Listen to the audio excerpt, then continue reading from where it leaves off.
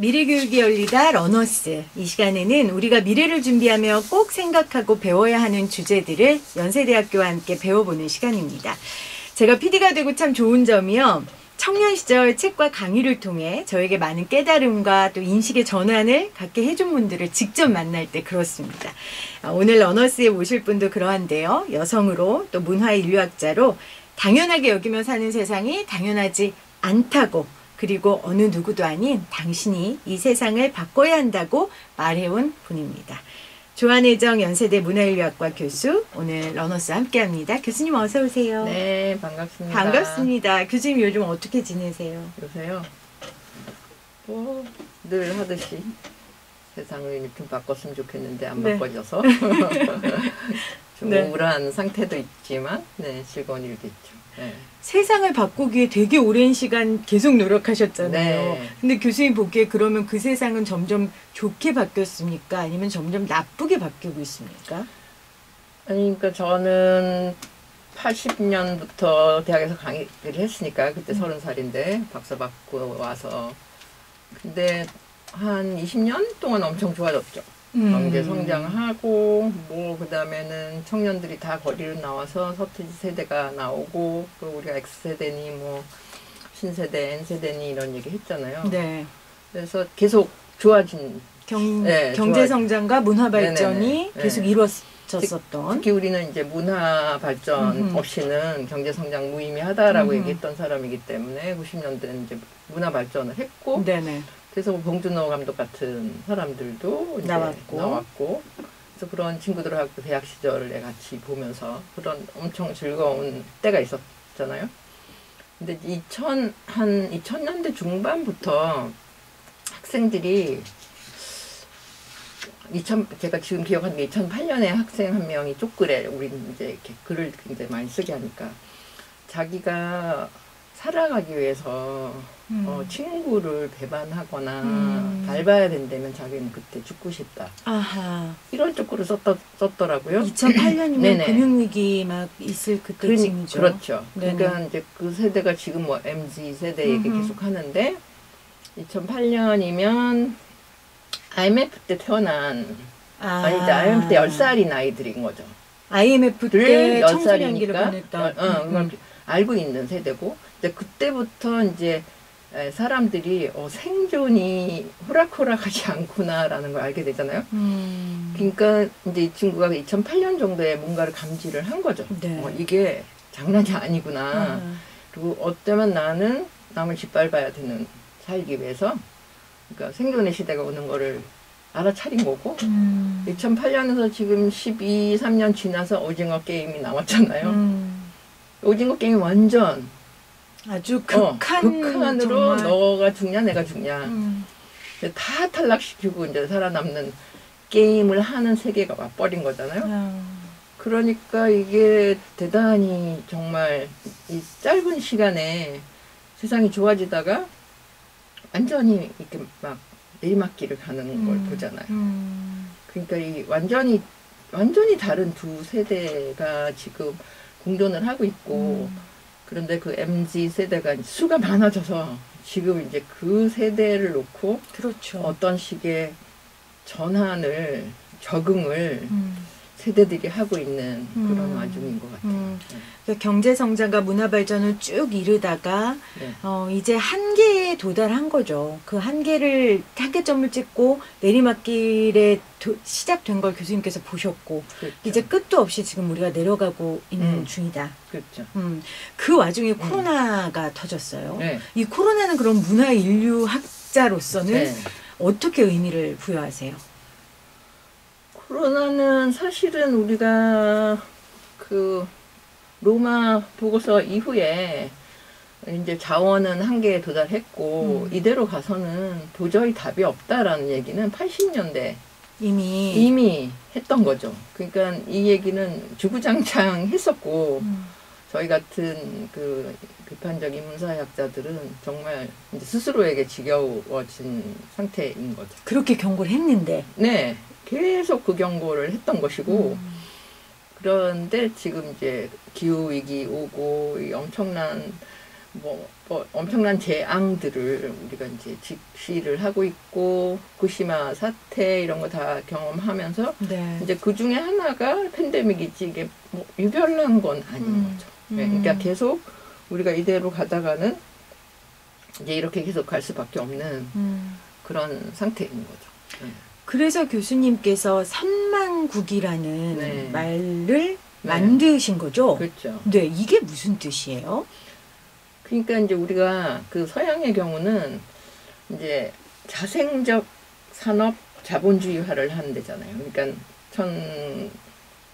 1450년 르네상스 이후에 뭐 이렇게 가면서 이제 산업혁명하고 농사에서 도시화하고 이렇게 완전히 변해 온 건데 그런 시대를 거치지 않고 우리는 무방적 근대화? 그러니까 그냥 따라만 열심히 가면 되는 거고 그것도 우리가 뭐 창의적으로 뭔가 이뤘다기보다는 스스로 자생적으로 뭘 만든 건 아니죠.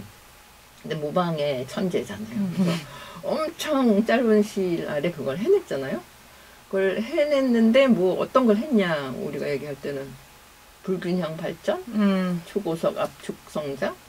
그러니까 한쪽만 비대하게 성장을 한 거예요. 물질적인 것, 그리고 이제 엄청난 이런 건물, 양적 성장을 이룬 그렇죠. 거죠. 하드웨어 이런 쪽만 갔지 실제로 사회는 집을 지으면 집 안에 정말 행복하게 오손도손 사는 사람들의 문화가 있잖아요. 삶의 방식, 기쁨을 만들어내는. 그러니까 내가 왜 살아야 되는지를 아는. 그 영역은 그냥 제껴놓고 일단 잘 살아보자. 일단 GNP를 올려보자. 일단 경제성장 지수를 높이자. 이제 이렇게 달려온 지금 마당에 이제 지금 우리는 더 먼저 망할 수 있다. 우리가 지금 이제 세계 전체가 이렇게 인류의 문명 자체가 옛날에는 어떤 뭐 잉카 문명이 망해도 그 옆에 다른 문명이 있어요.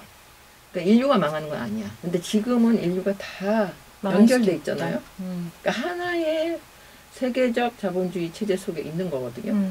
그러니까 다 이제 하나가 망하면 다 망하게 돼 있고 이제 기후 위기가 그것을 굉장히 잘 보여줬고 이제 이번 팬데믹이 그것을 정말 여실히 보여줘요. 그러니까 한 국가의 문제들로만 국한되는 게 아니라 이제 그렇죠. 모든 문제는 인류의 문제가 그렇죠. 되고 네. 그 문제를 해결하려면 또 인류가 함께 손을 잡지 않고선 이 문제를 그렇죠. 해결할 수 없는 네. 세상이 된 거예요. 그래서 네. 선망국이라는 표현이 먼저 망해가는 나라. 그 어떤 면에서 먼저 망하니까 그게 더 잘 보이니까 아하. 뭐 기생충도 나올 수 있고 지금 오징어 게임이라는 그 드라마도 우리가 정말 첨예하게 그것을 경험하고 있으니까 그 내부에 성찰력이 탁월한 감독들이 그걸 포착해내는 거잖아요. 그러니까 아까 전에 교수님께서 교수님 같은 비판적인 문화인류 학자들은 80년대부터 계속해서 경고를 했다. 네. 그러니까 이러다가 우리 망한다 네. 했는데 그 빨리만 오히려 선망국이 되면 오히려 또 빨리 빠져나올 수 있는 출구도 보인다. 통찰력이 이제 탁월하니까 아하. 그 다음에 장단점이 있는 거죠. 그래서 사실은 너무 빨리 가니까 확 헷갈릴 수가 있는데 반면에 굉장한 통찰력으로 네. 두 번째는 우리가 아직 우리는 인정이 살아있다 막 이런 얘기 하잖아요. 극도의 개인주의 내지는 지금 뭐 예방주사 맞지 않겠다 뭐 이런 식으로 자기 만능감을 가진 그 자본주의 소비사회가 만들어내는 극도의 그 네. 개인주의적 성향이라든가 이런 것보다는 그래도 서로한테 영향을 주고받는 상호 부조하는 그런 어떤 사회성이 조금은 남아있는 거죠. 그것이 사실은 가장 중요한 거니까. 네네. 그래서 뭐 예방주사 맞으면 열심히 맞고 우리나라 뭐 사람들 나가지 말라면 자발적으로 맞고 네, 맞아요. 뭐 이런 것이 이제 그간에 최근에 한국이 아주 인기 있는 나라 한국을 인기 있는 나라로 만드는 맞습니다. 요인이죠. 교수님께서 말씀하셨던 선망국은 그냥 글자 그대로 보자면 먼저 망해가는 나라지만 이게 그냥 비관적 의미만이 아니라 네. 오히려 우리가 좀 선두적으로 해법을 찾을 수 있다 이런 희망적인 얘기인 것 같아요. 최악의 최악의 뉴스들을 저도 이렇게 전하다 보면 정말 선망국이라는 말이 떠오르긴 하는데 그중에서 가장 최악의 뉴스는 지금 청년들의 현실인 것 같아요. 아까 교수님께서 서두 MZ세대 이야기도 해주셨지만 또 교수님은 학생들을 계속 가르치셨고 이 청년들의 당면한 문제 중에 어떤 문제가 가장 심각하다고 보십니까? 청년들의 경우는 사실은 이제 직장이 최근에도 이 코로나 이후에 산업 로봇들을 굉장히 많이 풀기 시작하거든요. 그러니까 직장이 없어지는 거잖아요. 그렇죠. 네. 밥벌이가 없어지는 거죠. 완전히 직장이 달리, 그러니까 우리가 그런 산업 로봇이 이런 기계적 노동은 대체할 거다라는 거를 전제로 하면서 교육도 시켜야 되고 하는데 전혀 그런 걸 못하고 있는 거예요. 그러니까 이제 입시 제도가 아이들을 완전히 공포 속에 몰아내면서 그냥 지금 뭐 고등학교 1학년 친구가 그 얘기 하더라고요. 그 무슨 하여튼 학교에서 너무 쪼라치니까 자기가 정말 이렇게 기계적으로 살아갖고 내가 뭐가 되겠냐. 내가 살 수 있을까 정말. 그래서 자기가 일부러 이제 숙제 굉장히 공부 1등하고 하는 친구인데 일부러 안 내기 시작한다고. 그래서 사실은 실제로 지금 우리 아이들이 해야 되는 건 정말 가만히 있을 때 뇌가 제일 잘 돌아가거든요. 네네. 아무것도 안 하고 있어야 되는 시간. 멍할 때. 네. 그때 이제 내가 돌아가면서 새로운 걸 생각하는데 그 시간을 가장 안 주면서 몰아치는 친구들을 승자라고 생각하고 그 사람들이 뭐 의사가 되고 뭐 법관이 되고 뭐 이런 식의 체제로 가고 있잖아요. 그러니까 지금 청년 세대들은 정말 아주 다르게 키워야 되는 세대인데 그게 아니고 그냥 한쪽에 기계적 노동을 하는 사람으로 이렇게 키워가고 있어서 이 지점을 어떻게 풀까? 네. 그러니까 특히 한국같이 입시 위주의 교육인 경우에 아까 선망국계 케이스하고 마찬가지로 아주 획기적으로 이거를 바꿀 수 있으면 정말 가능성이 되게 많은 것 같아요. 다 개별적으로 막 흐트러져 있거든요. 대부분 선진국은 그냥 흩어져 있고 막 이렇게 하는데 비실비실 하는데 이 부분은 어떻게 바꿔낼 수 있을 건지 네. 저는 이제 MZ 세대부터 전 손자가 10살짜리가 있으니까 얘네들은 완전 신인류거든요. 맞습니다. 얘네들은 윗세대를 전혀 몰라요. 그러니까 얘네들이 너무 모르니까 그냥 자기네들이 뭐 최근에 노조도 마찬가지라는데 오히려 노조가 활성화되기 시작했다는 거잖아요. 근데 왜냐면 개인 문제에서부터 시작하니까. 맞습니다. 그러니까 교수님 말씀은 지금 이 세대를 살아가는 친구들은 신인류라고 부를 만큼 새로운 네. 친구들이고 그 세상 역시 우리가 살던 세상과 전혀 다른데 이 아이들을 교육시키고 키워나가는 방법과 과정은 우리 때와 교수님 때와 똑같다는 거죠. 별로 다른 게. 네. 네. 그러면 이 친구들은 살아나갈 수 없는 거죠. 생존할 그렇죠. 수 없게 되는 거죠. 정말 20년 후에 어떻게 갈지는 아무도 생각을 못하는 거죠. 그러다 보니까 지금 청년들이 기성세대에 대한 그 불신이 굉장히 깊은 것 같아요. 그러니까 너희들이 시키는 대로 이렇게 잘 컸어. 그렇죠. 공부 잘했어. 근데 우리 왜 이 모양이야? 그러니까. 이런 생각을 할 만도 하잖아요. 그 기성세대를 향한 그 청년들의 혐오, 분열 이런 건 어떻게 우리가 받아들여야 될까요? 근데 이 세대들이 정말 이제 좀 혐오는 오히려 이제 정말 남녀가 가장 사랑해야 될 나이에 남녀 간의 혐오가 굉장히 심각한 것 같고 굉장히 심각하죠. 세대 간에는 부모 세대가 이 386, 586 부모 세대가 가진 게 너무 많고 아는 게 너무 많아서 그 밑에 세대들은 혐오 이게 아니고 그 속에 그냥 들어가서 길을 펼 수 있는 펼 수 없죠. 방법이 전혀 없는 없어요. 거예요. 그 안에 들어가서 그 보호를 받거나 그러니까 옛날에 뭐 서태지 세대가 나 가출할래요가 80%였는데 요새는 절대 가출하지 마. 가출하면 끝이야. 나이 들어도 어떻게든 부모님 옆에 있는 게 편한 거죠. 그러면서 그 속에서 나름의 저항을 해야 되는 건데 이거는 정말 쉽지가 않은 거거든요. 그래서 굉장히 어려운 복잡한 곤란한 상태이죠. 이 곤란함을 막 또 어떻게 풀자 이렇게 하는 것도 말이 안 되는 거고 이건 그렇게 쉽게 풀리는 게 아니니까 개발 독재 시대 하던 식으로 그러니까요. 그래서 이제 그 뭐 이렇게 학자들은 그런 얘기를 해요. 그 페미니스트 학자들 중에 그 곤란함과 함께 살기, living with trouble. 곤란함과 함께 살아. 살기. 그러니까 어차피 지금 트러블이 너무 많으니까 헤러웨이라는 다나 헤러웨이라는 페미니스트 선언가 비슷한 되게 재밌는 글을 쓰는 분인데 이 곤란함과 그냥 더불어 살아야 된다라는 걸 인정해라. 인정해라. 근데 부모 세대가 그걸 인정을 못해요. 이게 얼마나 곤란한 상태에 우리 아이들이 살아가는지 인정을 일단 하고 확인을 하고 가야 되는데 그걸 못하고 계속 그걸 어떻게 해보려고 그게 이제 어떤 조종, 통제, 관리 이런 모드로 나가니까 아이들은 그냥 집에 틀어박혀 있거나 내내 해놓고 이제 다른 숨을 조그맣게 쉬면서 살거나 이제 그런데 그 친구들이 회사에 이제 많아지면서 좀 아예 조직 문화도 바뀌어 버리는 네, 거죠. 좀 다르게 이제 움직이기 시작했고 그 힘은 스마트폰에 의해서 가능한 것 같아요. 그러니까 지금 군대도 못 때린대잖아요. 스마트폰 때문에. 예. 그래서 우리가 그 군대 영화 최근에 뭐 나온 거 있지, DP. 네네. 엄청 좋은 영화라고 생각하는데 근데 그런 게 벌써 옛날 일이라는 거죠. 맞습니다. 그게 2015년도 배경인데 벌써 옛날 일이에요. 그래서 우리가 군대에 폭력이 없어서 좋다라고 할까? 그러니까 군대가 폭력을 제대로 조직화하는 동네인데 폭력 자체를 어떻게 할 줄 몰라서 가만히 약간 개판으로 내버려두는 상태가 된 게 군대라면 군대가 왜 필요하지? 이런 질문을 하게 되는 거거든요. 그러니까 우리가 너무 제가 오프닝에도 얘기했지만 너무 당연하다고 생각했던 것들이 당연해지지 않는 전혀 군대가 왜 필요하지? 이런 질문. 얘기가 점점 확장되면 국가가 왜 필요하지? 이런 생각까지도 할 수 있을 것 같아요. 그래서 교수님이 국가의 개념도 바꿔야 된다. 국가가 그러려면 국가가 무력하다는 걸 먼저 인정해라라고 하셨어요.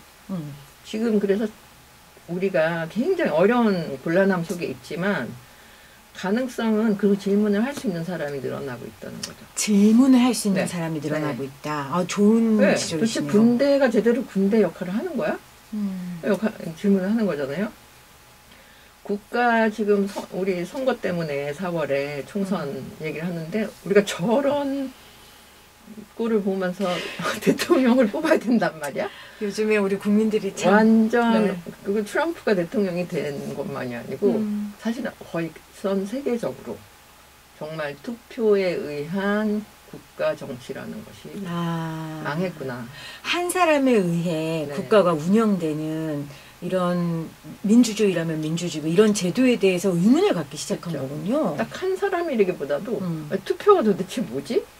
그런 거잖아요. 우리가 그동안 해왔던 당연한 행위들. 그리고 지금 이대로 가면 거의 노인들 투표에 의해서 대가능성 되게 많은데 왜냐면 인구가 굉장히 크게 급격히 줄기 때문에.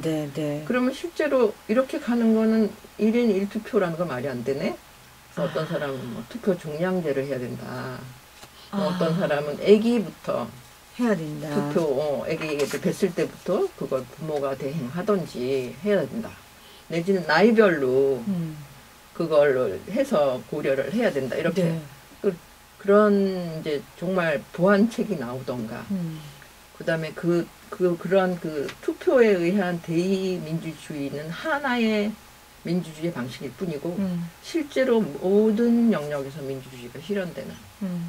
그래서 제가 이제 마을에서 정말 민주적인 가정부터 시작해서 가정이 사회로 열려 있고 아이들이 폭력을 당하면 그게 그 마을에서 해결이 되는 그러니까 막 국가에서 데리고 가서 어떻게 하고 이런 게 아니고 그 아이를 계속 보고 있던 이웃이나 사촌이나 뭐 누구의 친구들이 지속적으로 서로 돌보고 민주적인 관계를 맺어가는 그런 것들을 이제 그런 것들을 사회의 기초로 삼지 않으면 안 된다라는 얘기를 하는 거죠. 국가라는 것, 시장이라는 것에 이제 더 이상 우리가 우리의 삶을 맡길 수가 없을 정도로 이미 타락이 된 것이고 그러니까 민주주의라는 제도에 의지할 때는 이미 지났고 대의민주주의, 민주적 관계가 더 중요하다. 그렇죠.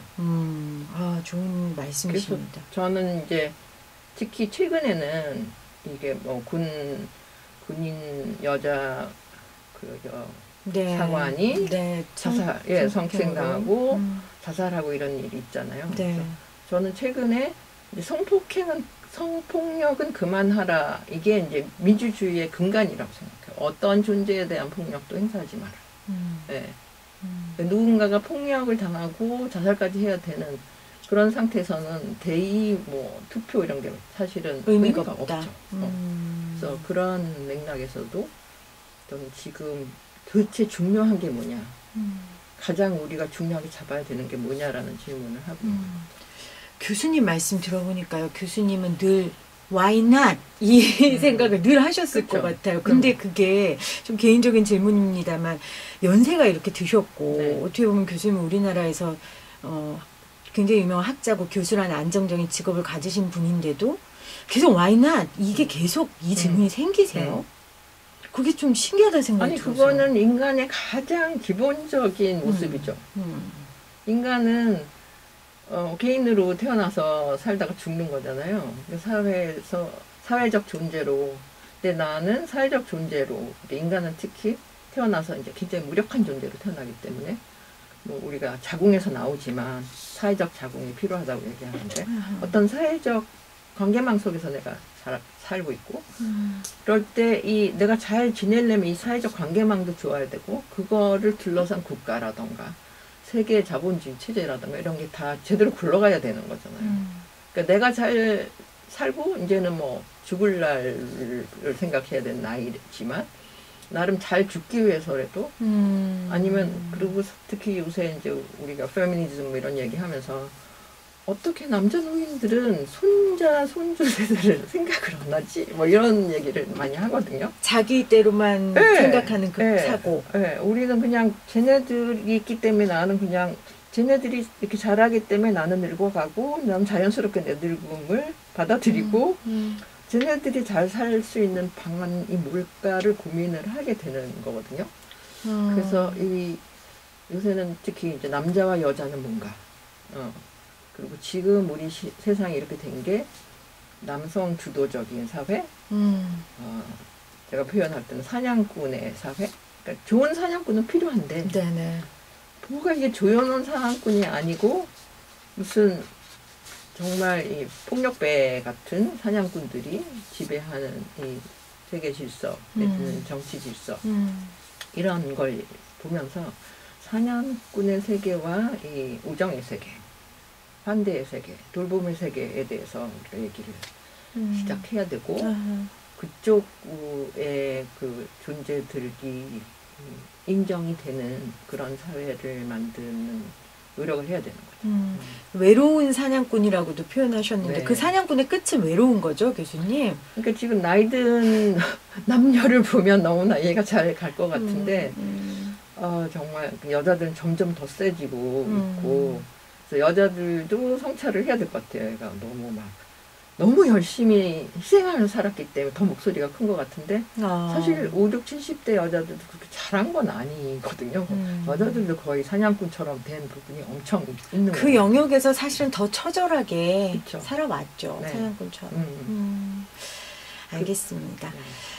교수님하고 말씀 나눠보니까 교수님을 이렇게 표현할 수 있을 것 같아요. 그냥 생애 주기에 따른 시대적 질문을 늘 던지시고 지금은 이제 교수님 생애 주기에 맞는 사회에서 말하는 노인으로서, 노학자로서, 어른으로서, 할머니로서.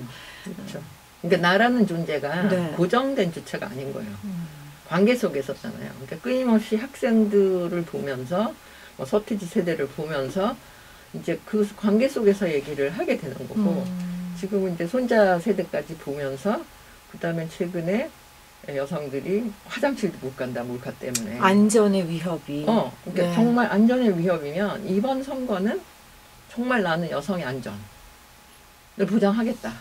라는 대통령이 나오면 되지 않을까? 근데 여성의 안전을 보장하겠다라는 말이 너무나 당연하고 응. 너무나 지켜져야 되는 명제인데 이거를 분열로 아니면 누군가에게 특혜를 주는 것처럼 몰아가는 사회적 분위기가 분명히 있거든요. 그러면. 이거를 어떻게 해결해야 할까요? 이게 이제 압축적인 성장의 폐해인 것 같은데 그러니까 미국에 있는 친구들도 그런 거예요. 아니 그래도 미국의 남자들은 그래도 뭐 그 나이면 여자들한테 잘 보이려고 되게 하는데 왜 그러냐. 이건 정말 구조적인 문제인 게 청년들이 이제 젊은 청년들이 직장이 없어졌잖아요.